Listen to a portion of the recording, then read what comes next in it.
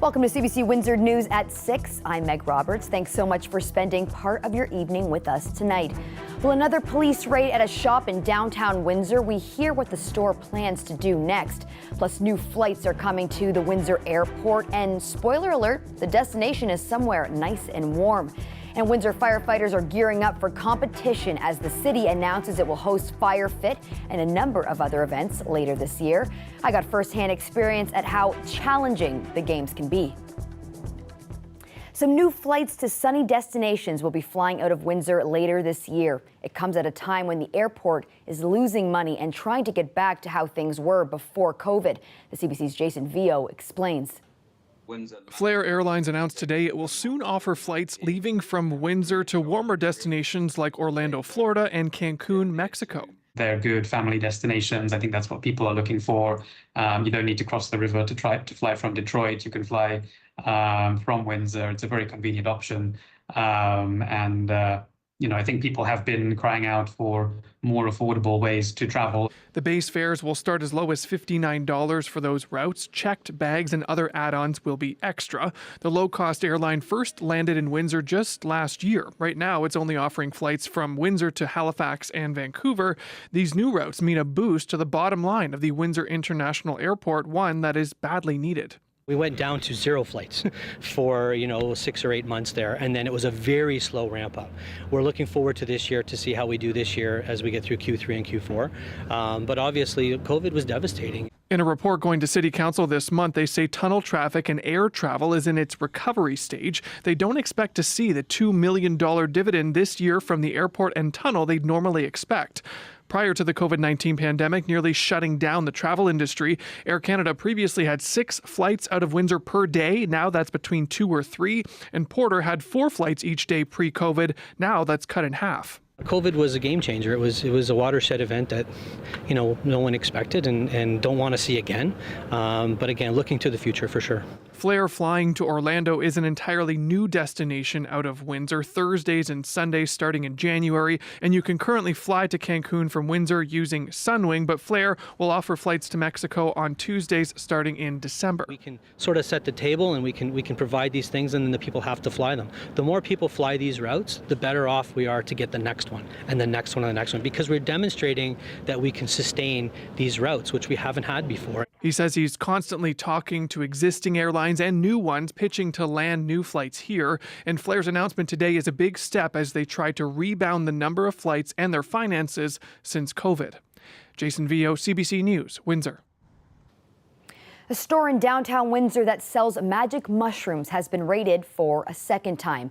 Fun Guy sells drugs that are not legal for recreational use. The shop opened in July. It was raided days after the doors opened.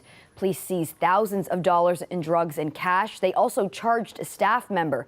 Today, officers were on scene ripping down store graphics once again.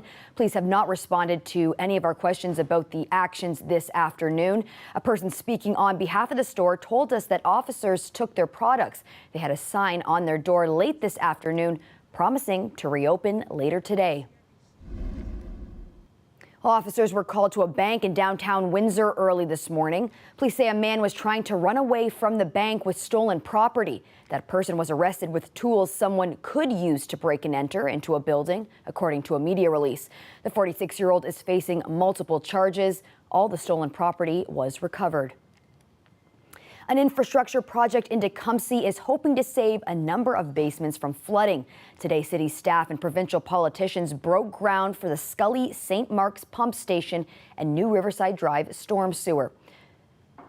The project will help better manage flood risks triggered by climate and environmental conditions, like back in 2016 when Tecumseh was under a state of emergency after 190 millimeters of rain fell in less than 24 hours. The new storm sewer will move water runoff to the new pump station. It's supposed to handle rare but serious flooding situations. The Government of Canada invested nearly $11 million in this project. The future phase will include a replacement of the existing PJ Cecile pump station. School might not be on your mind just yet, but with just over a month until kids are back in the classroom, the Ford government is revealing some changes to the school system. It's part of the government's push for what it calls back to basics education. Our Queen's Park reporter Mike Crawley has the story. It's the 1st of August, smack dab in the middle of summer vacation. So back to school is likely the furthest thing from the minds of students or teachers in Ontario right now. But someone who is looking ahead to the new school year, Education Minister Stephen Lecce, announcing new measures that he says will refocus school boards on academic achievement and the development of life and job skills. Here we go. Let's start with a really hard one. The centerpiece of the reforms, a new reading curriculum. This change is really important because there were a lot of kids who really weren't getting what they needed in the primary grades of school. So Nigel says... The emphasis is on phonics, teaching kids to sound out words. There's a lot of evidence to show that that is just the most efficient way to teach kids to read. So yes, and that has been really missing from the curriculum before. You had so many good numbers. This comes after recent overhauls of the math curriculum and the science curriculum. Now, starting in September, every Ontario school board will have to report its progress on the back to basics priorities. We have no issue with being transparent about what happens in our schools because we know that we have one of the best public education systems in this world. Boards will also be required to post their stats on student absences, suspensions, and expulsions, and information about professional development days, including the topics, content, and speakers, at least 2 weeks ahead of time. If parents want to see what's happening, I think they should have access to that information.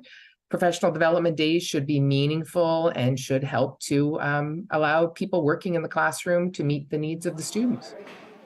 Another change, the government will let Teachers College students work as supply teachers before finishing their training. Under the current rule, student teachers can only work under supervision. In front of the classroom on your own should not happen while you are still in Teachers College. You should be with another teacher who's going to be your mentor or your guide. We requested an interview with the Education Minister, but were told he was not available. Mike Crawley, CBC News, Toronto. Firefighters from around North America will come to Windsor in September to compete against one another. Windsor is hosting Fire Fest, which showcases the physical excellence and stamina of some of the fittest firefighters. From September 8th to 10th, events will take place by the river, some that even the public can participate in. But it's the Fire Fit competition that Windsor firefighters are gearing up for. The competition is comprised of a number of elements, from climbing stairs, hoisting a 42-pound hose to the top of a tower, using a 9-pound mallet to hammer a beam, and finally rescue a victim. The victim, of course, a dummy filled with ball bearings. But I can confirm, after a little practice this morning, moving that dummy is no joke. So we've been invited to an announcement today about the Fire Fest. It's happening at the beginning of September, a competition for firefighters, and today they're putting me to the test. Okay, so who's this guy? This is Rescue Randy. And what do you do with Rescue Randy? So he's the final evolution in the Fire Fit competition that we'll be hosting in September. Okay, and what are we going to do with Rescue Randy today? So as part of the actual obstacle course, he is the final element. He's 175 pounds, and basically we have to lift him up and drag him 100 feet to the finish line. So I'm 5'2", 125 pounds. What are my chances here? Well, I will say we have had some smaller competitors. We have women as well that also compete that are similar to your size, and they get through it. So okay. It can be done. Big hopes, Yep. big hopes Yep. for me. So is this an exercise that firefighters would regularly do? So we have a training compound out at Apparatus on the east side, and we do this regularly just as we're trying to get our team together for this year for one reason, but also it helps keep the guys in shape and keep them fit for the job. We talk about this at the course sometimes, that we're out there practicing in the heat and the cold and the rain, and this is stuff that we have to do every day. So this helps prepare us for actual firefighting and what we have to do every day.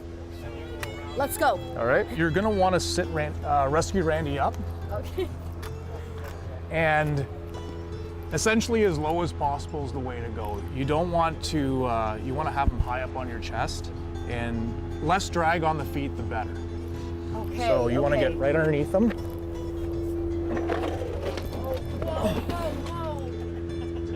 And then just keep them back.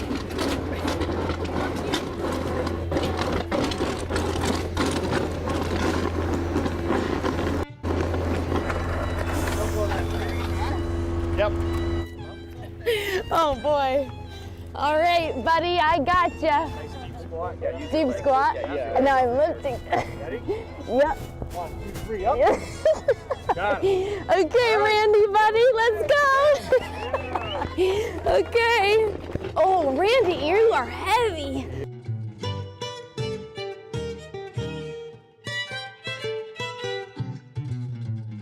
Randy. Way to go. Oh. It's okay, buddy. I got you. I got you, Randy. That's hard.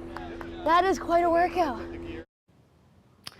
So I don't know if you noticed my time up there. It took me 51 seconds to carry the dummy 100 feet. But just to put this into perspective, the fastest time in Canada this season for the entire event, which includes climbing stairs, pulling rope, a run, is 1 minute and 17 seconds. And competitors are wearing all their gear. So I never thought I'd make a good firefighter, but now I know I wouldn't.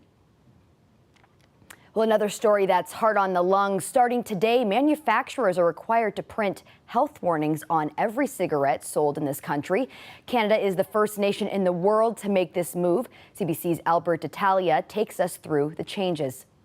The change will be gradual and smokers won't necessarily notice a change right away. But over the next few years, many tobacco products are set to carry that warning label. The new regulations are from Health Canada. They aim to both help smokers quit and deter others from picking up the habit. In the coming months, cigarettes should look a little more like this. Warnings such as poison in every puff and about specific negative health outcomes are printed on the paper around the filter. They'll be in English and French.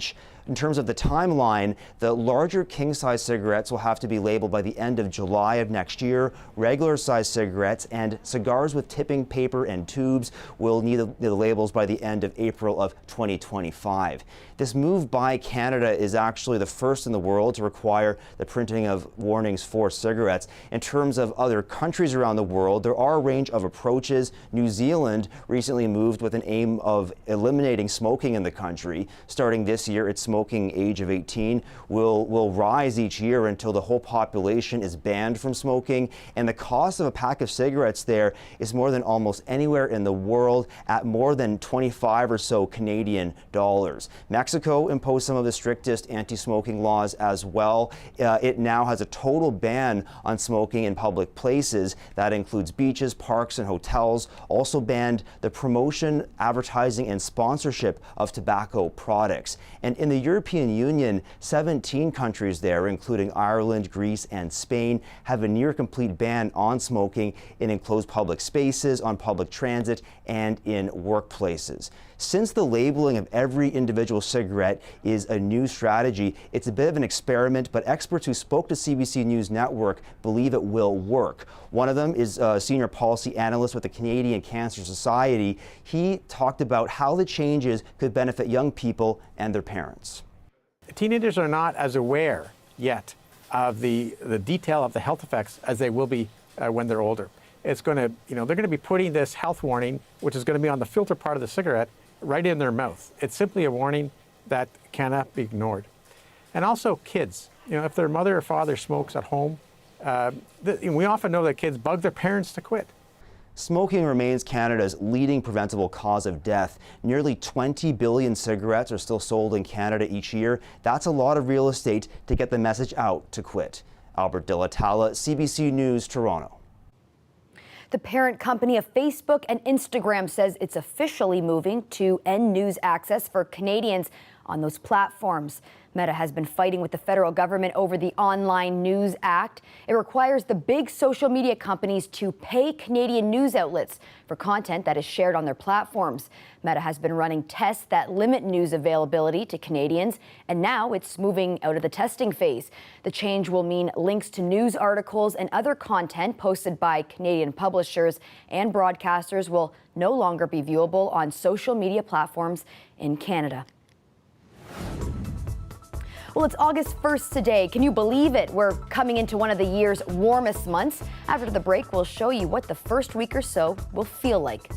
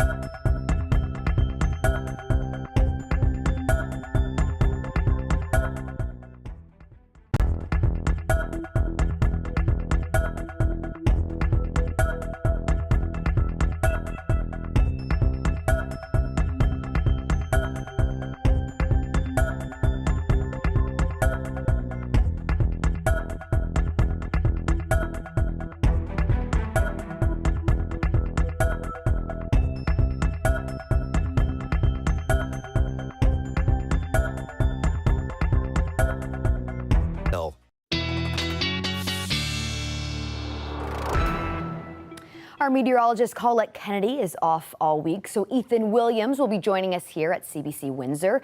Ethan, what's up with the weather as we head into August?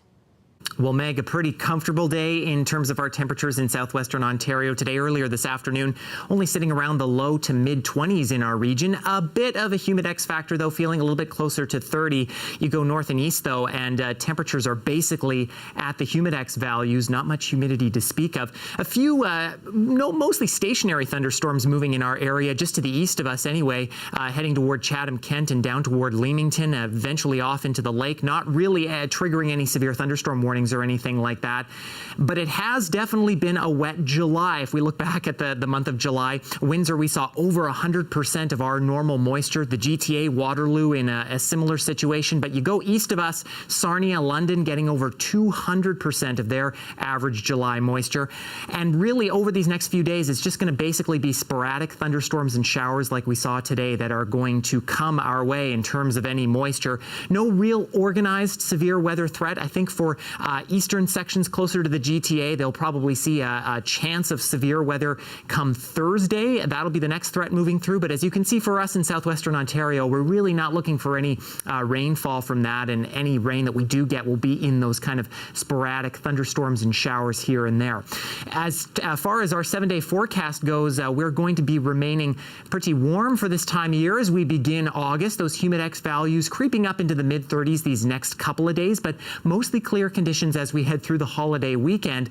And as we head into Monday, we'll be possibly looking at some showers and thunderstorms on that day. Again, I think the better threat for storms will be to the east of us, closer toward the GTA. Might be a little bit windy on Monday as well. Overnight lows staying close to 20 degrees here these next couple of nights, and they will remain that way just above seasonal for this time of year as we start to head through the long weekend. So overall, Meg, that humidity thankfully going to likely stay out of heat warning criteria as we head toward that long weekend. Well, thanks so much for that, Ethan. My family was traveling across the Ambassador Bridge last night, and right above us was a spectacular looking moon. You may have noticed it as well. The moon was actually a little bit bigger than usual, and there's a reason for that. The perigean full moon, better known as the supermoon, happens when the moon is full during its closest point in its orbit around Earth. This gives its appearance an extra pop, making it look up to 8% bigger and 16% brighter than a typical full moon.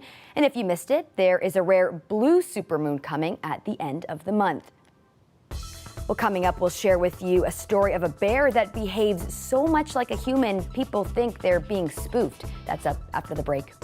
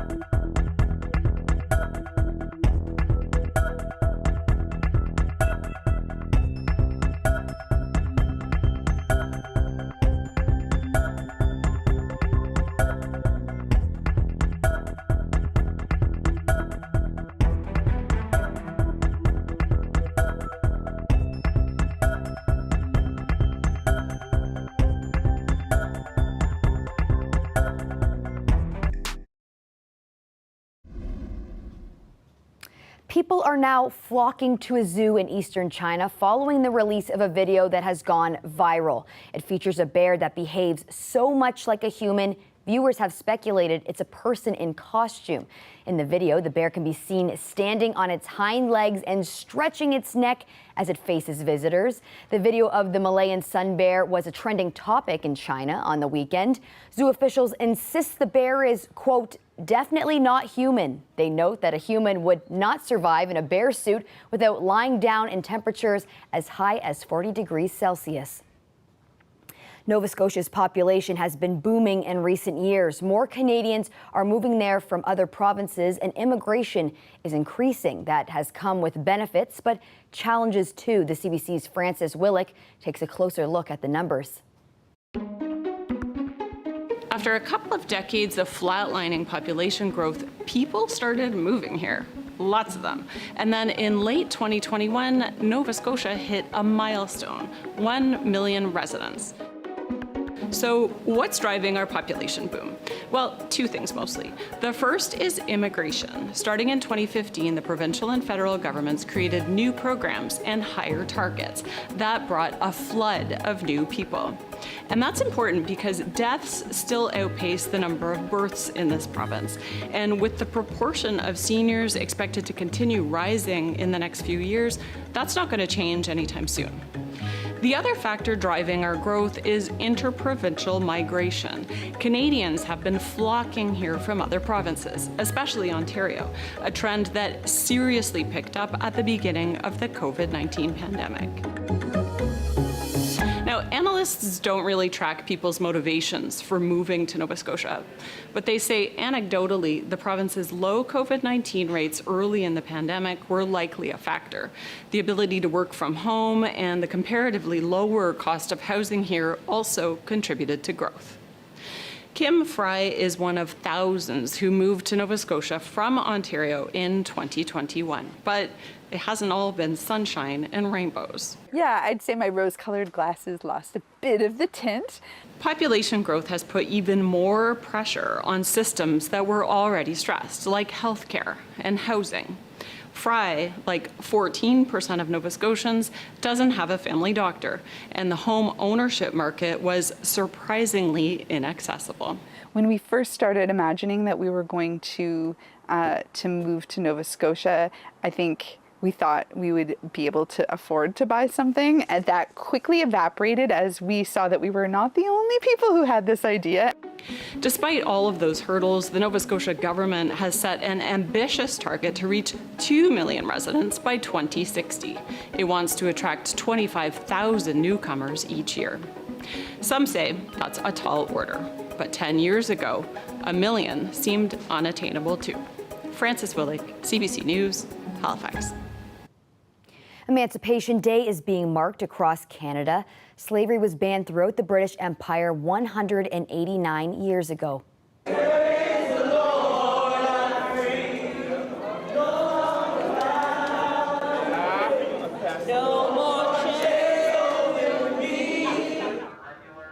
Commemorations began late last night with the annual Underground Freedom Train ride on the Toronto subway system. Prime Minister Justin Trudeau took part this year. He called it a moment to reflect and celebrate. It's a nod to the legacy of American abolitionist and activist Harriet Tubman and the famed Underground Railroad. This is the 10th anniversary of the ride. This afternoon, there was a special ceremony raising the Black Liberation flag at Toronto City Hall. Windsor will have events to mark this occasion this weekend. Former U.S. President Donald Trump is once again in uncharted territory. For the third time in 4 months, he's been indicted. These charges are connected to efforts to overturn the 2020 election and the January 6th attack.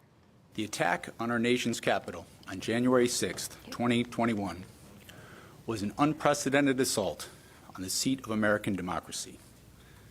As described in the indictment, it was fueled by lies.